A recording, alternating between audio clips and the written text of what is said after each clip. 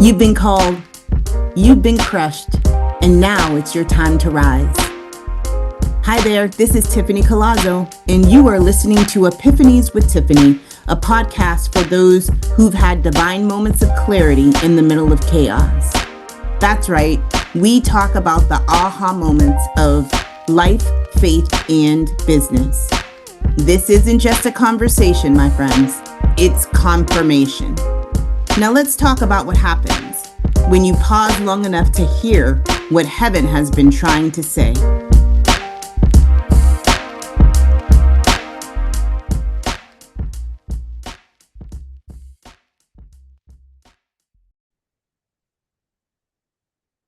Welcome back to Epiphanies with Tiffany. I'm your host, the Tiffany Page Coyasso. Today's episode is about something countercultural, but oh so powerful, my friends. We are talking about stillness today. Yes, the pause coach is always going to bring you back to that thing that she thinks is most powerful.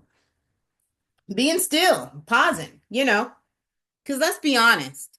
The world gratifies grind, movement, and hustle, holding no space for stillness or rest. But what if I told you that the real strength, the real power move, the real bag per se, is the kind that lends to clarity, peace, and direction? It's found in the quiet moments, friend. That is where we find it. Not in the hustle, not in the grind, not in the movement, but in the quiet moments. Stillness isn't weakness. It's not laziness. It's divine discipline. It's trust in action. And today, we're going to unpack what it really means to be still and know. See, there's purpose in stillness. So let's set the record straight. Stillness is not stagnation. I'm going to say that again. Stillness is not stagnation. Stillness is intentional rest. It's choosing to pause, here with the pause coach, on purpose. Even when the world says, keep going, keep pushing, you got it, you can do it. Listen, I've experienced some of my clearest revelations, not in the noise, but in the quiet. And I used to be scared of it, y'all. Tell the truth and shame the devil.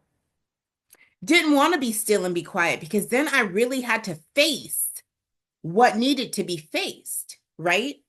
Oftentimes, that's what our problem is with being still. Okay, if I'm still, then I'm really going to start thinking about that thing. If I'm still, then I'm really going to, feel that thing, whatever that thing may be.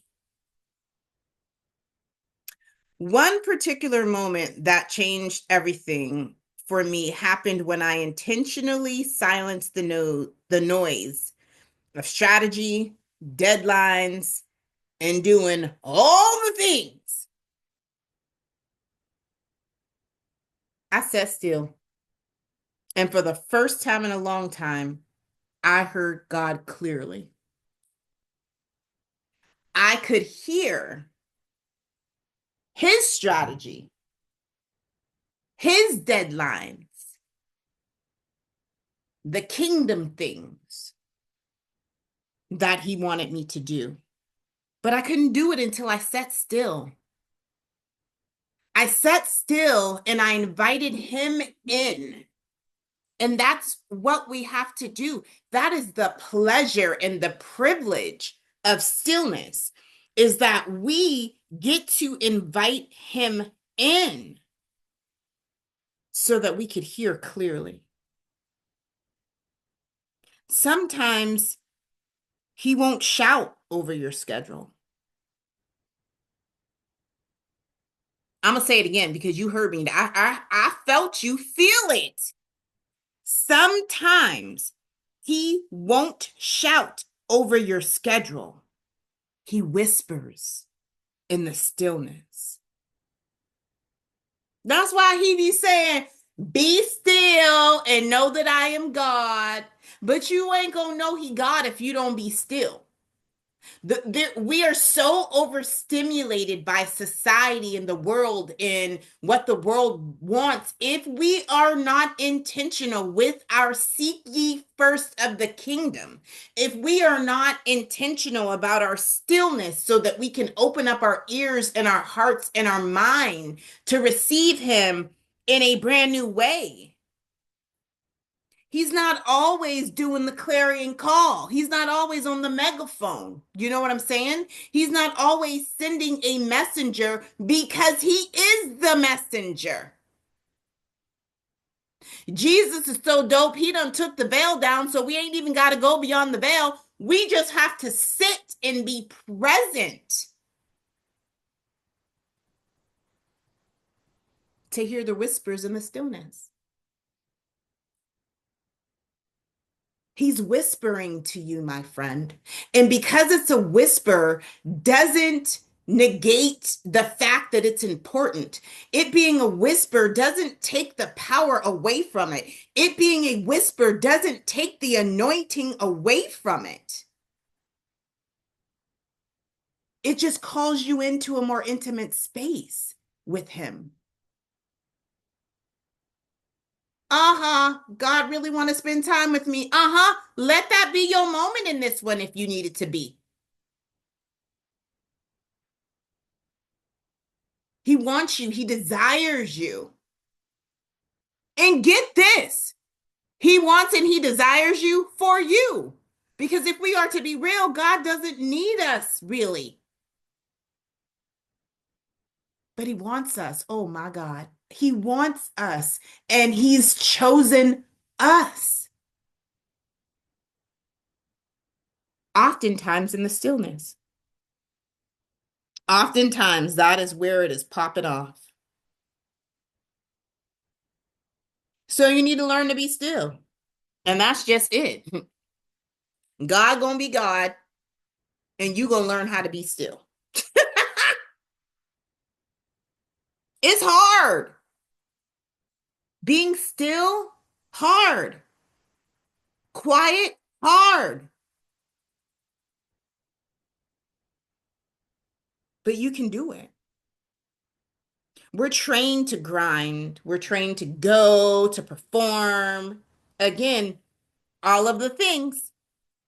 Our value often feels connected to our productivity. But God began to rewire that thing in me, y'all.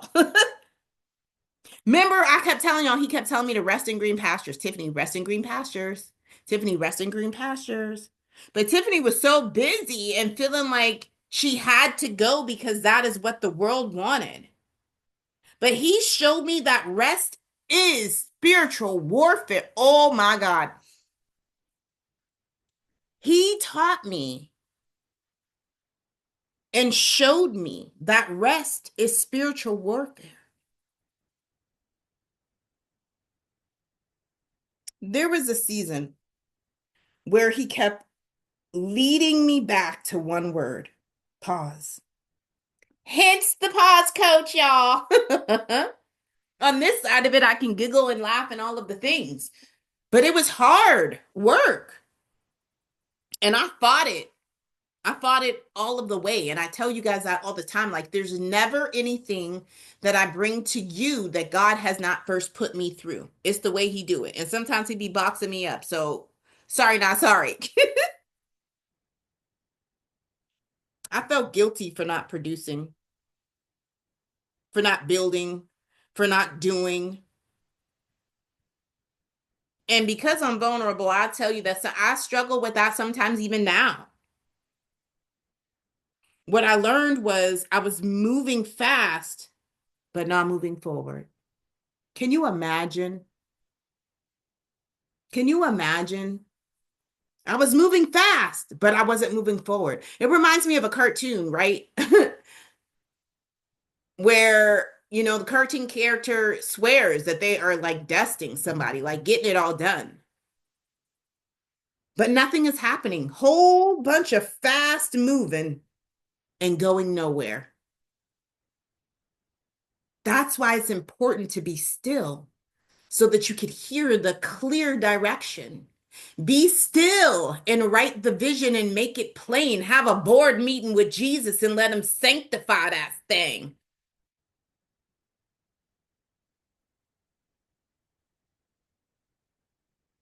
It is so important that we understand that constant moving does not mean that you're moving forward.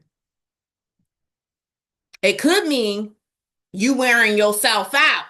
It could mean you on the the word to burnout. You all up on the road, all up in burnout streets. But you don't have to be. Because when I finally embraced stillness, something shifted. I stopped striving and started hearing and doing that which was of the easier yoke. Okay? I stopped striving and I started hearing. Clarity began to drip like water on dry soil. The downloads, oh, honey, I had to get a journal just for downloads, okay? Because when you be still, when you give him an opportunity to tell you what he want to say, he is going to tell you what he wants to say. I be calling him Shotty Cathy because he be going off, okay? For real. Have that type of relationship with him. Once the clarity dripping like water on dry soil started to come, it didn't flood in all at once, but it was exactly what I needed for the next step. And friend, that's all you need to know. And sometimes you don't even need to know that. You just need to have faith. Your faith is your step, friend. Your faith is your step. And sometimes you have to take the first step without seeing the rest of the staircase. That's what God did to us. That's how we got up here in these Florida streets. I said go to Florida, period. And then he left it at period for a long time, y'all.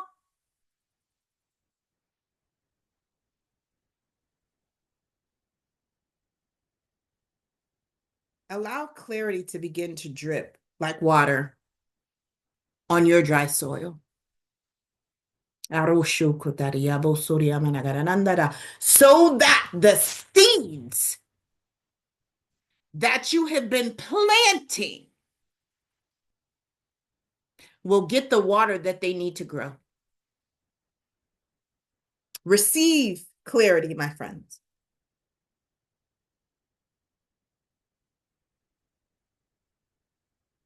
Here's the greatest epiphany of it all. Stillness is an act of radical trust.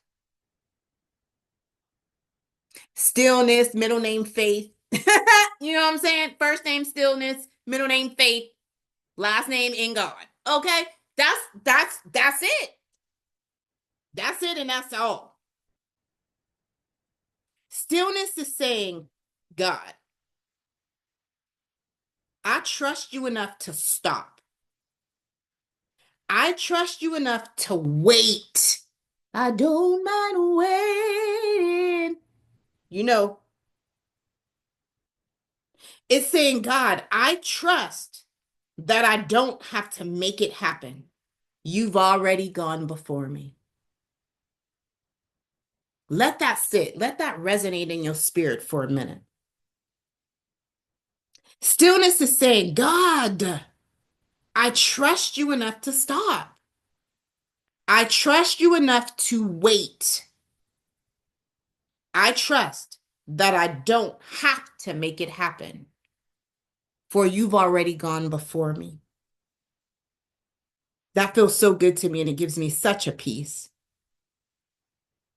Because now on this side of a thing, I understand that stillness is not the absence of progress. Ho, ho, ho, ho. Quite the contrary. It's the space where God prepares you for what's next.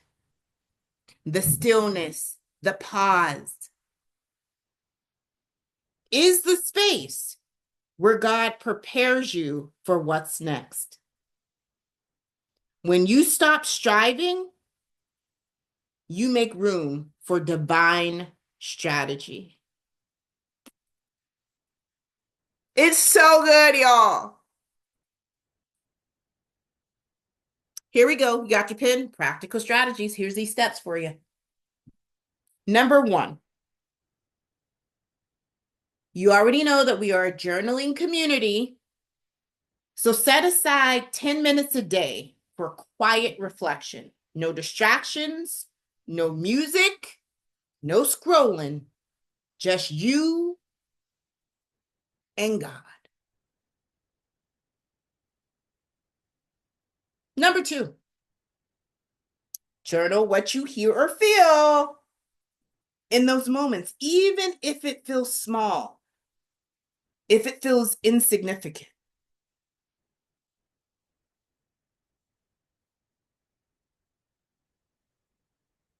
And here's what I did.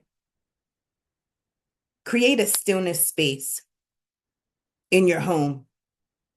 Most of us call it our war room. You can call it whatever you want to.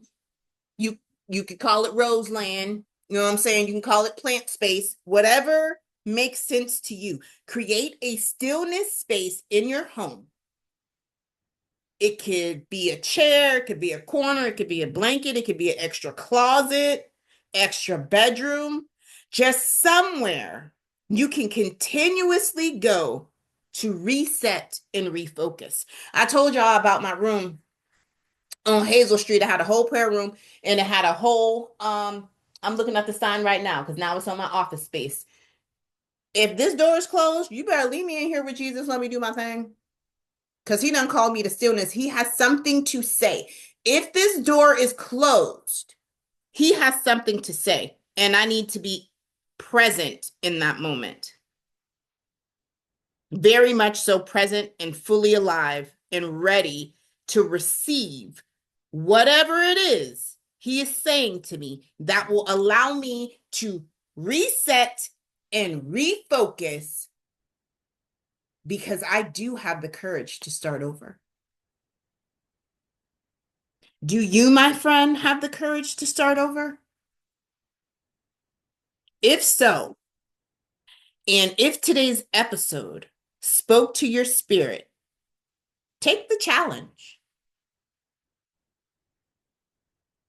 I dare you to be still on purpose. This week, carve out those 10 minutes and invite God in. Let him speak. Let him lead. Your job, listen.